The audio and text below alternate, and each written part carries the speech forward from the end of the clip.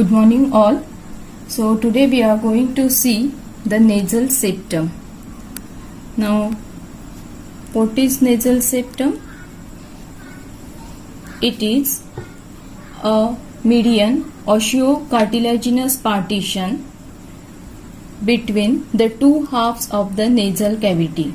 So it is median. Second is osteocartilaginous. That means it has some bony part and it has cartilaginous part. So median osteocartilaginous partition between the two halves of nasal cavity. Then second thing, on either side it is covered by means of mucous membrane. And third thing, it forms the medial wall of each nasal cavity. Clear? So this is just an introduction of the nasal septum. Now coming to the formation of the nasal septum. Now once we said that it is osteocartilaginous, that means it has two types of constituent, bony constituents and cartilaginous. So first coming to the bony constitution of the nasal septum. Now for this we will go to the simple diagram of the nasal septum. So first showing the roof, then this is the posteriorly sphenoid, this is the frontal bone, this is forming the roof. Clear? So this is sphenoidal sinus and this is the frontal sinus. Then this is the nose coming to the floor. This is the palate. Then this is the hard palate. And now with this background we will come to the bony part of the nasal septum. So nasal septum, it is primarily formed by vomer bone and perpendicular plate of ethmoid bone. So we will draw the vomer bone like this. So here I have drawn the rostrum of sphenoid. Then this is the vomer bone which lies posteriorly. So this complete is the vomer bone. It is also formed by perpendicular plate of ethmoid bone. So I will draw here the crest of the nasal bone, and here I will go for the drawing of perpendicular plate of ethmoid bone.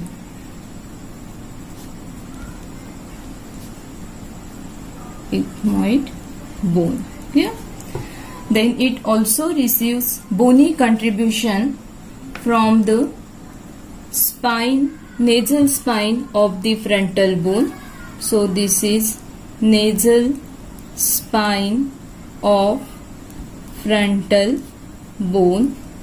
It also receives contribution from the crest of the nasal bone. Crest of the nasal bone. It is also receiving contribution from the palatine crest and the maxillary crest. So this is maxillary crest and this is palatine crest. It also receives contribution from the rostrum of sphenoid. Clear? So this is complete bony part which is formed by vomer, perpendicular plate of ethmoid bone, nasal spine of frontal bone, crest of the nasal bone, maxillary crest, palatine crest and rostrum of sphenoid. Now coming to the cartilaginous part. The cartilaginous part, it is formed by means of septal cartilage. So this is septal cartilage, and also by the septal process of inferior nasal cartilage. So inferior nasal cartilage, as the name suggests, it lies inferiorly and its septal process is responsible for formation of the cartilaginous part.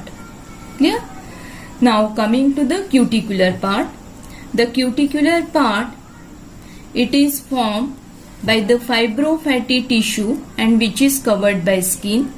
The lower portion or the lower end of the nasal septum, it is called as columella. Clear? Now one more thing about the nasal septum is that we have described the nasal septum as the median partition, but strictly speaking it is very rarely strictly median. Usually it is deviated to one or the other side. And why there is deviation?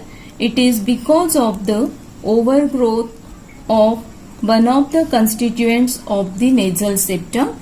Now we have seen there are number of constituents taking part in the formation of the nasal septum.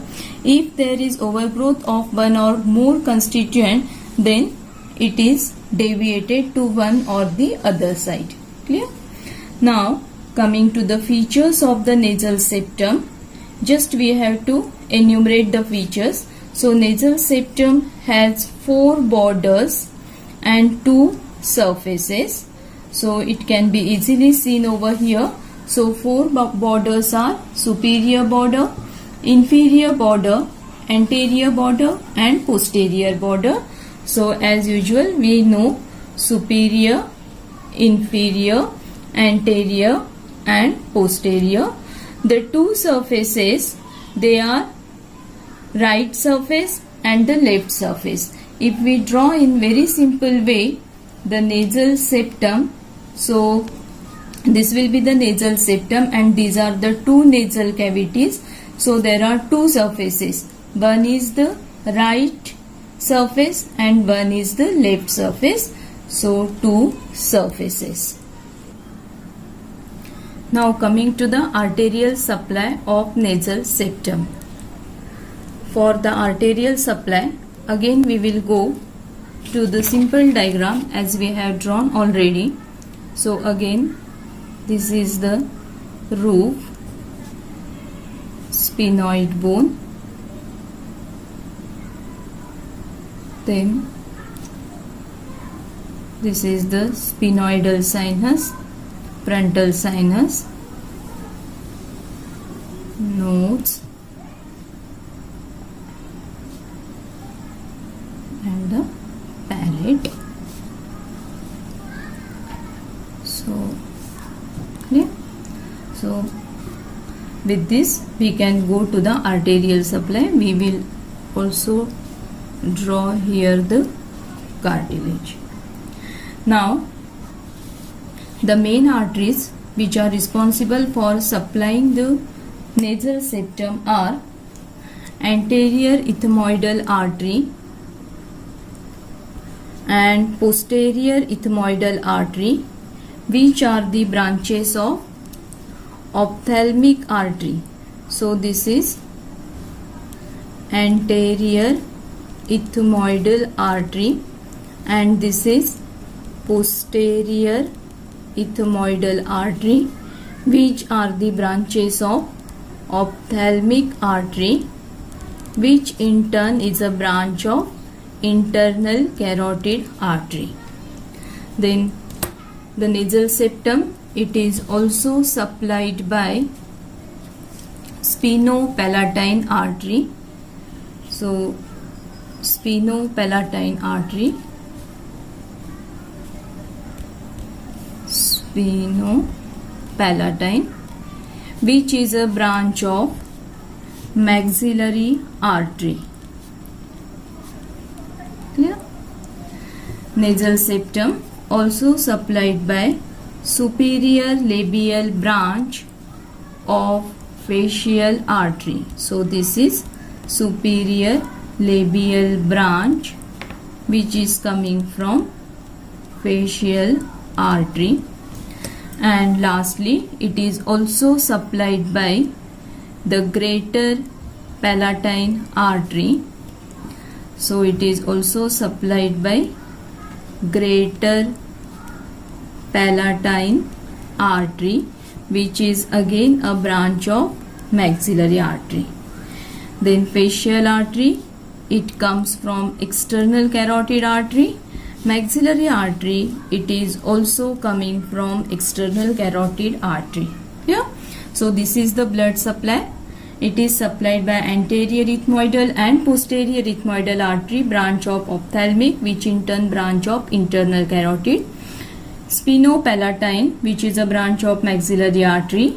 Superior labial branch of facial artery, which is in turn branch of external carotid artery, and greater palatine artery, which is a branch of maxillary artery. Now, interesting thing is that at the antero-inferior part, that is the vestibule of the nasal septum, all these arteries come to form anastomosis. That is the anterior ethmoidal artery, septal branch of superior labial artery, then spinopalatine artery and greater palatine artery. Here they form a plexus, and this plexus, it is called as Kieselbach's plexus. What is its importance?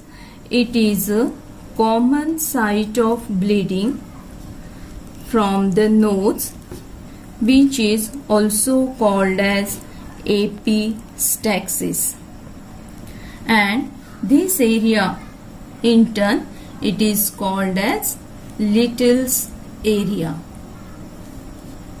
Clear? So what is the importance of blood supply?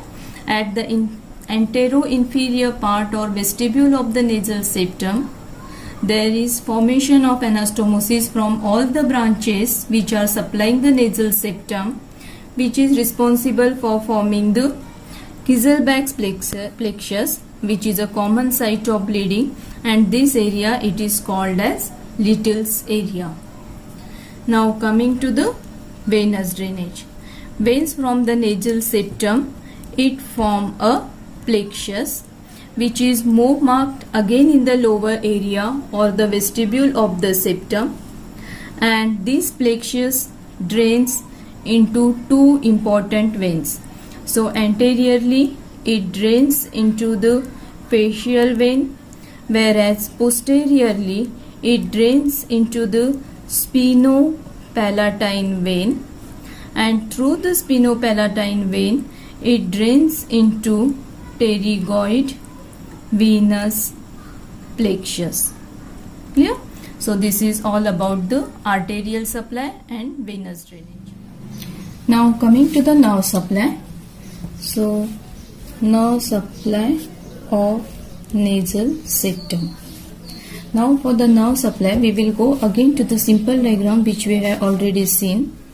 So we will sphenoid, again the roof, this is sphenoidal sinus, this is frontal sinus, nose, then palate. So this is the nasal septum. Now with this we will come to the nerve supply. So there are two types of nerve supply, that is the general sensory nerve and special sensory nerve. The general sensory, they are distributed to whole of the septum. The nerves which are responsible for supplying the nasal septum are anterior ethmoidal nerve, then medial, posterior, superior nasal branch, then nasopalatine branch, and anterior superior alveolar nerve. So which are the nerves? This is anterior ethmoidal nerve, which is a branch of nasociliary nerve. Then this is medial, posterior, superior nasal branch which comes from pterygopalatine ganglion. Then one more nerve, that is the nasopalatine nerve, which is also a branch of pterygopalatine ganglion. And lastly there is anterior superior alveolar nerve, which comes from infraorbital nerve, which is in turn branch of maxillary division of trigeminal nerve. Clear? So this is the general sensory nerve supply. The special sensory nerve supply, that means the olfactory nerves, they are confined only to the upper part of the nasal septum, that is the olfactory area. So here we can draw the olfactory nerves. So this is the special sensory nerve supply, which is by means of olfactory nerves and to only the olfactory area. Clear? So this is the. Now coming to the lymphatic drainage of nasal septum. Now for the lymphatic drainage, we have divided the nasal septum into two parts, anterior part and posterior part. Anterior part drains into submandibular group of lymph node, whereas posterior part, it drains into retropharyngeal group of lymph nodes and also in deep cervical group of lymph nodes. Yeah? So this is lymphatic drainage. Now coming to the last heading, that is the clinical anatomy of nasal septum. In the clinical anatomy, first and foremost point is the Little's area, which we have already seen during the blood supply of nasal septum. Now Little's area, it is a site, common site of the bleeding from nose, which we have called epistaxis. And as the spinopalatine artery is the main artery, it is called as the artery of epistaxis. Clear? Now, to arrest the bleeding from the nose, we require to simply pinch the nose or use anterior and posterior nasal packages. But even after this treatment, if bleeding is not arrested, then we have to ligate the anterior ethmoidal artery in the orbit, or we require to ligate the maxillary artery. In very rare cases, we require to ligate external carotid artery. Clear? So this is Little's area. Now second thing is the deviation of the nasal septum, which also we have already seen. Now if the deviation of the nasal septum is pathological, then there are recurrent attacks of common cold, allergic rhinitis, etc. And in such cases, we require the surgical correction of the deviated nasal septum. Now, if the deviation of nasal septum is to the minimum extent, then we need not go for the surgical correction. But if it is to the extreme level, then surgical intervention is required. Clear? Then third is the septal hematoma. Now, septal hematoma, it is nothing but the collection of blood between the nasal septum and the mucous membrane. Clear? So this is all about the nasal septum.